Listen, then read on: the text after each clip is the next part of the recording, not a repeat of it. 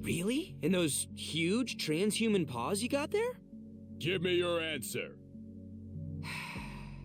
One game I've been cautiously anticipating for who knows how long is Anonymous Code, the next entry in the science adventure franchise that, at least from the outside, seems to have gone through quite the chaotic development cycle.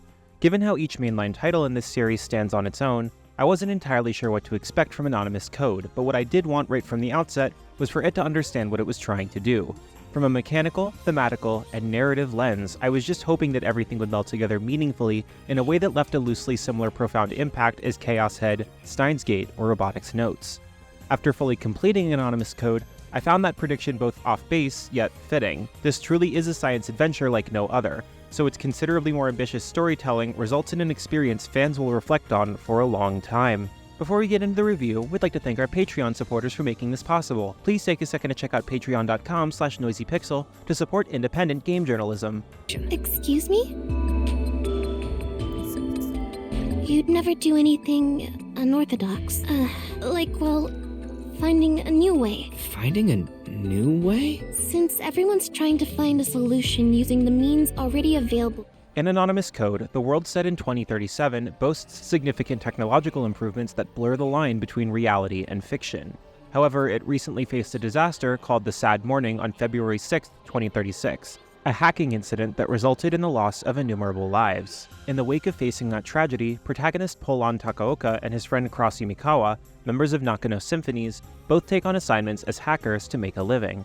Following one ordinary job, Polon ends up falling victim to his pride, claiming that he is in fact eloping with his non-existent girlfriend. This leads to an encounter with a curious girl on the run, Momo Aizaki, drastically changing the course of Polon's life.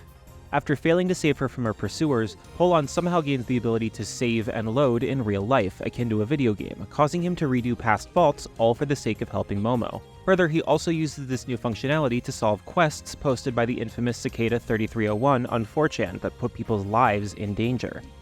Several other factors are also involved here, notably the Vatican seeking Momo for their own ends and the usage of Gaia. This Earth simulator that a prodigious 14-year-old boy constructed can correctly predict events to a scarily accurate minutia. But when considering how Polon alters the future because of his saving and loading, you can imagine that's going to conflict with Gaia and the one helming it. First and foremost, it's worth emphasizing that Anonymous Code is arguably the most intricate entry in the series by extension, because while it can be generally understood standalone, it possesses so many connections to previous science adventure titles that I find it difficult to recommend to newcomers. In particular, there are crucially recontextualized facets from Steins Gate and Chaos Head Noah that I picked up on, which will make veteran fans view every game in a brand new light. It's to such an extent that you should ideally know the past games before experiencing this one. As a fan who's followed the series for years, I naturally found this all pretty engaging, but someone who has no history with science adventure will undoubtedly find themselves out of their depth with Anonymous Code, especially in the last third or so, where it just goes balls to the wall with its premise and consequential reveals.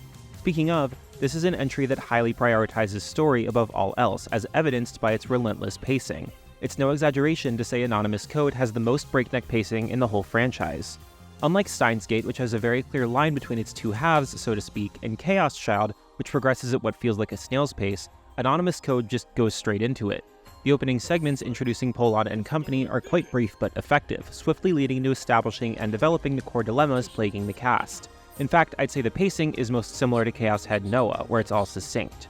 This isn't to say the cast is weakly handled at a cost, because they're mostly terrific, but compared to, say, Robotics Notes, you'll be spending far less casual time with these characters. You will still get to know the major players and most side members fairly well, though only on essential bases. In hindsight, Anonymous Code's handling of its cast is pretty impressive because it manages to simultaneously make a decent chunk of them genuinely endearing and captivating in the midst of high-stakes conflicts. As a result, the few more toned-down lax scenarios feel earned and amplify later implementations of tension. Polon is an excellent protagonist, sort of reminding me of Takeru in some ways. He's a cocky youth who has a little too much faux confidence in his capabilities, yet he doesn't let that impede his efforts in doing what he believes is truly just. Thanks to the hacking trigger mechanic we'll get into later, he also forges a bond with you, the player, that builds a unique rapport you wouldn't ordinarily see in a visual novel, or really any story. Granted, I do still wish some characters got more limelight. As contradictory as this sounds for as well as the characters are handled, I simply wanted more from them. Cross, Polon's partner, for example, is effective support, but aside from an optional scene that delves into how he became part of Nakano Symphonies, That's about all the insight you gain regarding him. There's also a plot-heavy character you meet face-to-face in the later hours that's more of an exposition machine than anything else, which is likely at least partially intended, but it did feel like a missed opportunity. Still, interestingly, despite being one who highly values character work, the lack of focus on some individuals here never really bothered me. The story just does such an awesome job pulling you in that the somewhat lacking supporting cast never felt like a substantial detractor.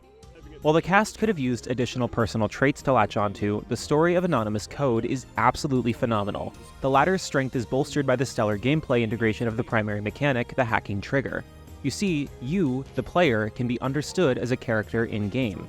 The ability Polon gets to save and load is tied to an app of his that you have direct access to, and Polon, while not aware of your exact identity, knows you're out there. You and Polon share the same save file selection screen, and you can make it appear via the hacking trigger button. Doing so will tell Polon that you believe he should load at that time to undo a mistake or prevent an incoming one, but he can either refuse or accept your help. And since you're able to suggest loading at any point you're witnessing events from Polon's perspective, he'll only accept your suggestions when circumstances deem it sensical.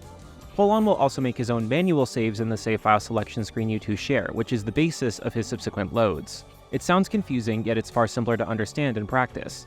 Essentially, the gameplay loop comprises you reading text like a standard visual novel, with the addition of you needing to manually activate the hacking trigger so Polon can progress past certain obstacles.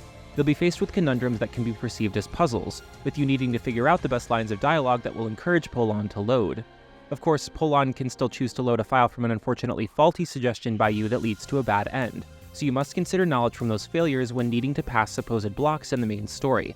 You can obtain a few supplemental scenes and alterations from optional triggers too. I love pretty much everything about the hacking trigger system because it feels like an astonishingly more compelling evolution of Steins Gate's limited time travel instances.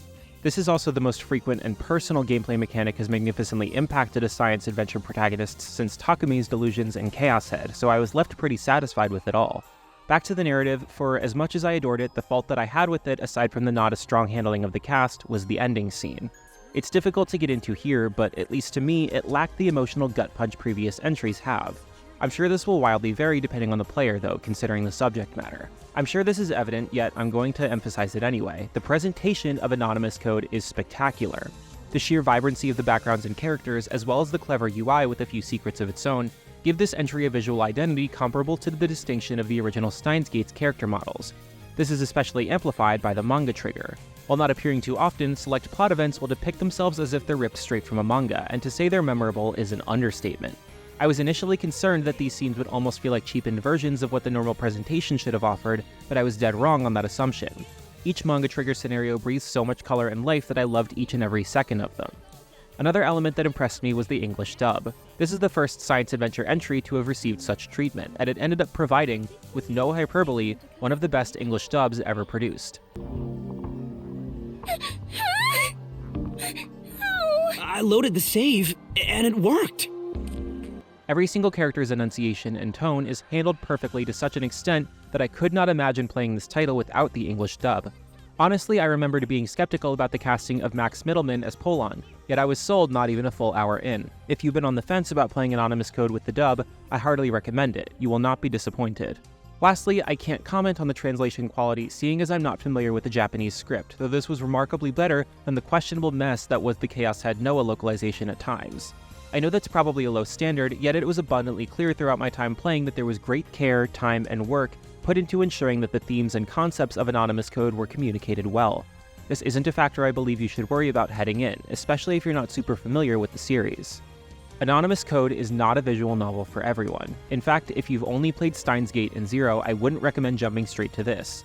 Instead, it's an entry really meant for fans who have followed the science adventure series, as it acts as a culmination of ideas seen throughout numerous titles, creating an unconventional adventure that's immensely rewarding and cathartic. Despite the cast and ending needing more to really hit everything out of the park, what's here is an immaculate story with succinct pacing that makes every single scene and interaction meaningful and necessary. The fantastic English dub and presentation only serve to help matters. I have no idea where the science adventure series will go from here, but after seeing the sheer love and ambition poured into Anonymous Code, I'm more confident in this series than I've ever been. Noisy Pixel is giving Anonymous Code a 9 out of 10. Thanks for watching. This video is brought to you by our supporters on Patreon. Noisy Pixel is run by a group of gamers providing independent gaming coverage through news, reviews, previews, and more. Check out our Patreon to help support our continued growth, and subscribe to keep up with all of our future content.